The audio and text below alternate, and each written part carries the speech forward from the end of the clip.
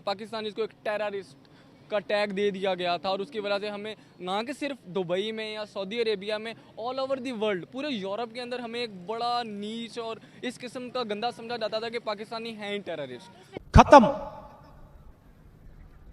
Bye bye, tata, good bye, गया। ये एक वर्ल्ड पावर लीडर है, क्या मानते हैं कि मोदी एक वर्ल्ड पावर लीडर है? नहीं, पावर लीडर नहीं है, वो धोखेबाज है। धोखेबाज है, जिसे हमारी लैंग्वेज में बेईमान कहते हैं। जो कुछ उसने इसमें कश्मीर में किया हुआ है, उसे लीडर कहना भी गुनाह है।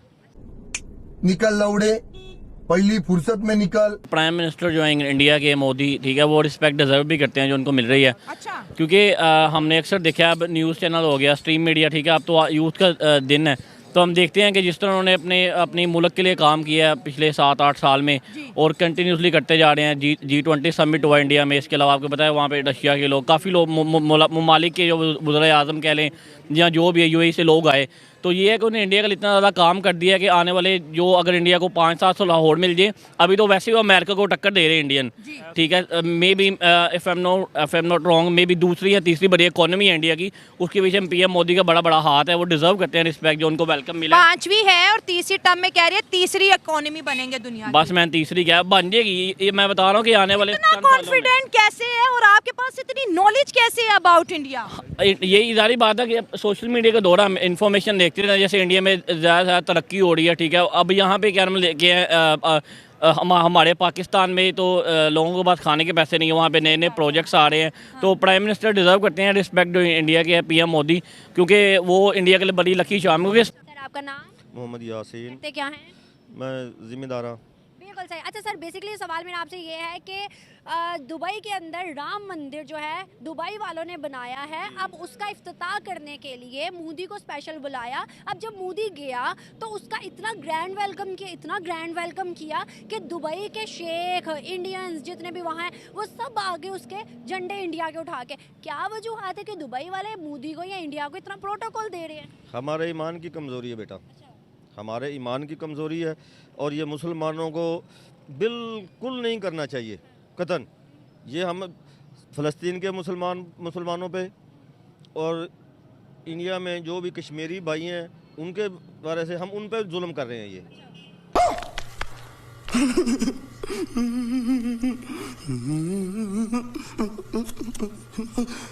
ये इफ्तिताह करके ये देखें हम उन्हें क्या मैसेज देना चाह रहे हैं, मुसलमानों को क्या मैसेज देना चाह रहे हैं कि हम इंडिया का वज़ीर आज़म बुला के उसी से वो करा रहे हैं। और उनका मंदिर तो हिंदुओं का है ना, हमारा तो मंदिर से कोई ताल्लुक नहीं। हमको मारो, हमको जिंदा मत छोड़ो सालो। हम कोई मंदिर का घंटा है कि कोई भी आके बजा जाता है? मस्जिद का ताल्लुक होता तो मुसलमानों को बनता था कराना, लेकिन हम तो इसकी पुरजोर मजम्मत करते हैं कि ये बहुत गलत है। आपको नहीं लगता अगर मंदिर बनाया दुबई में तो माइनॉरिटीज का हक है? वहाँ इतने इंडियंस है, हिंदू है, चलिए उनका हक है, कोई मसला नहीं। आपको नहीं लगता कि हमें अपने दिल को, इस्लाम को वसी करना चाहिए? इस्लाम इतना तंग तो नहीं है जितना हम खुद बना रहे हैं? नहीं, इतना तंग नहीं है इस्लाम में। हर नहीं, हम क्यों नहीं बना रहे? इन्हीं चीज़ों से हम पीछे दूर चले जाते हैं। इस्लामी तालीम की वजह से हमारे में कमी है। हमारे उलमाए कराम ये नहीं बताते, हमें इंतशार की तरफ तो ले जाते हैं लेकिन सही रास्ता में वो नहीं दिखाते। तो हमारी गलती है। हमारी गलती है। देखा आपने लापरवाही का नतीजा है। मेन स्ट्रीम मीडिया पे भी मोदी हर जगह मैं वही सुनता आ रहा हूँ, तो हाँ, तो ये रिस्पेक्ट करते हैं और हमें चाहिए। अब देखिए, हम मुस्लिम ममालिक हम अपने आप को कहते हैं जो है हम, ठीक है, इस्लामी जमहूरिया पाकिस्तान कहते हैं, लेकिन ये है कि हमारे वीज़े भी बैन कर दिए गए अबू धाबी की तरफ से।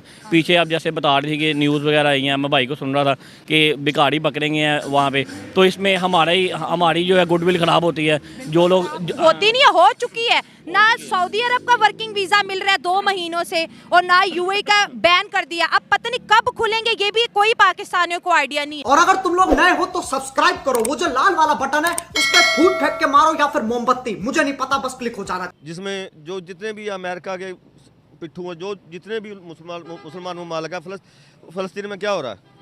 कोई मुसलमान मुल्क बोला क्यों नहीं? हमारा भाई से मुसलमान क्यों नहीं? हमारा हक नहीं बनता बोलने का? हाँ, मेहरबानी। क्या लगता है, अब थोड़ी सी बात करेंगे, क्या लगता है आपको कि दुबई हो जाए या सऊदी हो जाए, वो इंडिया को क्यों प्रोटोकॉल दे रहे हैं? इंडिया की मौशियत ज़्यादा है या क्या वजूहत है? पाकिस्तान को छोड़ दिया, इंडिया के साथ लग गए, क्यों? उसमें कोई थोड़ी बहुत हमारी भी कमज़ोरियाँ हैं, हमारे मुल्क के जो हुक्मरान हैं इनकी भी कमज़ोरियाँ हैं। साहब एक तो देखिए डायस्पोरा से खिताब तो करते हैं लोग, मेरे मुर्शिद ने भी किया था वॉशिंगटन डीसी में आके, जिसके बारे में कई एतराजात थे, लेकिन खिताब ही होता था, डायस्पोरा को प्रमोट नहीं किया जाता था। मोदी साहब का डिफरेंस यह है कि डायस्पोरा को प्रमोट कर रहे हैं। अब मैं बताता हूं प्रमोट किस तरह कर रहे हैं। उन्होंने वहां पे एक नया कार्ड आज इंट्रोड्यूस किया जिसका नाम रुपया है।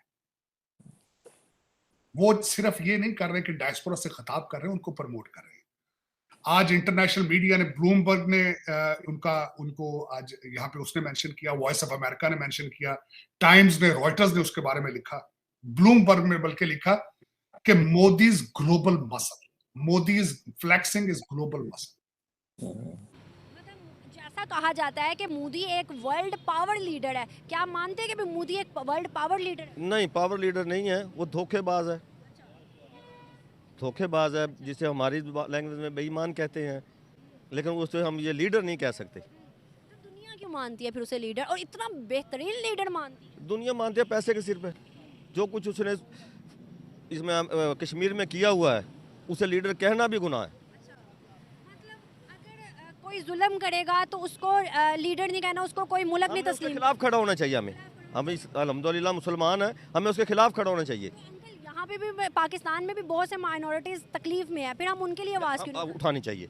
आज हमारे चीफ जस्टिस ने क्या कहा, आज देखा, उसने कहा ये चर्च में जो जलाया गया था इधर जड़ावाला में, उन्होंने कहा कितने माह हो गए हैं, पुलिस वालों से पूछा, उन्होंने कहा इतने माह, कितने चलान किए, उनके 30 या 32, उन्होंने कहा तुम्हें शर्म आनी चाहिए। तो कहने की बात है ना, अगर इतनी बात होती तो अभी तक जेल के पीछे होते ना। कोर्ट का चीफ जस्टिस इतनी बात करे तो बहुत बड़ी बात है। जेल के पीछे क्या भोसड़ी के मरना, तेरे को डर नहीं लगता? होना चाहिए था ना, बात तो हमें भी कर सकती हो, आप भी कर सकते, कोई भी कर। उन्होंने तो कहा कि मुझे अभी फौरन इसकी वो दे, क्यों नहीं उन्हें इतला मिली, क्यों नहीं उन्हें पुलिस वालों को अब तक बरतरफ किया गया? गजब बेइज्जती है। लेकिन अगर हम देखें ना, नूरपुर शर्मा जो कि इंडिया के अंदर बेहुरमती उसने की थी, नबी की गुस्ताही की थी, उसको उन्होंने सजा दी थी, और यहाँ पर काफी ज्यादा आपको भी पता है जलाया गया, चीजों को बड़ा वो किया, उन्होंने भी किया। ये मसीह बरादरी से जाती है, ये नहीं होनी चाहिए। हमें कानून अपने हाथ में नहीं लेना चाहिए।